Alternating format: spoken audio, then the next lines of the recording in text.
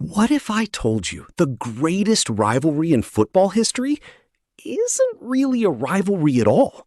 Not in the way we think, anyway. Two men who played against each other for nearly a decade built an entire narrative that the internet arguably shaped more than they did. Today, we're talking about Messi versus Ronaldo and why it might be the most overrated rivalry in sports history. Hey everyone, welcome back.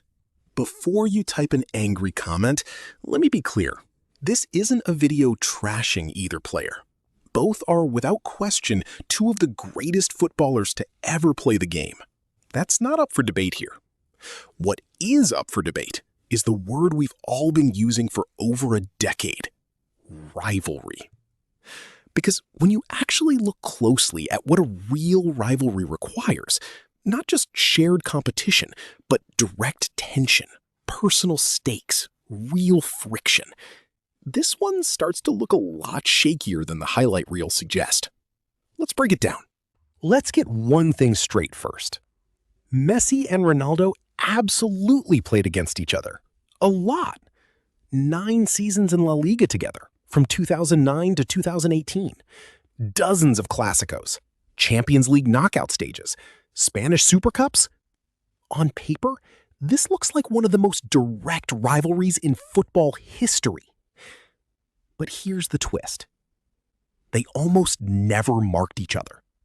They didn't guard one another, didn't battle for the same ball, didn't even really play the same role on the pitch. Messi was doing his thing for Barcelona, Ronaldo was doing his thing for Real Madrid.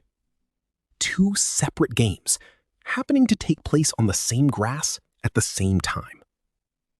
Compare that to classic sporting rivalries. Boxers trading punches in the same ring. Tennis players fighting point for point across the same net. Messi and Ronaldo's battles were really about who had the better individual stat line by the final whistle, not a direct contest between the two of them. So the question isn't whether they played against each other.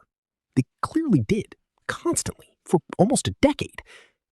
The real question is, were they ever actually competing against each other? Or were they just two players chasing the same trophies on opposite teams who happened to share a stage? Here's where it gets interesting. A huge amount of this rivalry wasn't driven by personal tension between Messi and Ronaldo. It was driven by everyone else. Fans, media outlets, sponsors, and yes, YouTube channels just like this one. Think about it. Every single season, for over a decade, comparison videos, stat graphics, and debate threads flooded social media, asking the same question: who's better? That question became a content machine on its own, feeding off every Clasico, every Ballon d'Or ceremony, every Champions League run. And here's the thing. Genuinely bitter rivalries between the people involved are usually messier, more personal, sometimes openly tense.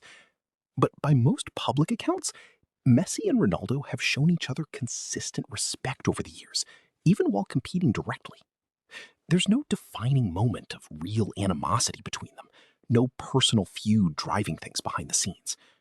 So, if the two central figures competed hard on the pitch, but never really treated it like a personal rivalry off it, how much of this was actually theirs?